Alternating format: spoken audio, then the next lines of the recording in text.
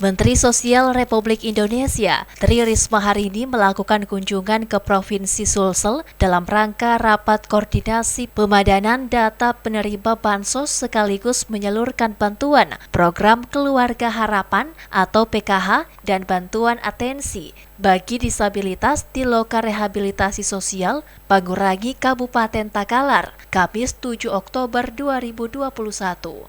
Menteri Sosial Republik Indonesia, Tri Risma hari ini, yang tiba di lokasi langsung memimpin rapat koordinasi pemadanan data penerimaan bansos bersama Dinas Sosial Kabupaten dan Kota di Sulsel untuk memastikan data dan penyaluran bansos Kementerian Sosial tepat sasaran. Dalam kunjungannya ini, Menteri Sosial Republik Indonesia meminta kepada pemerintah daerah, dinas sosial, dan para pendamping sosial untuk mempercepat proses penyaluran bantuan untuk program sembako yang sejak bulan Juli dan September belum diterima.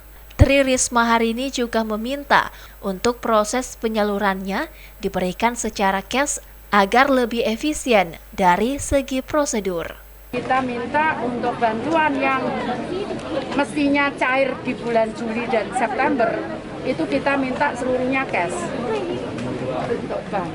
Ya, karena sudah nggak ada lagi waktu, ini sudah bulan Oktober, itu harus salur di bulan Oktober ini.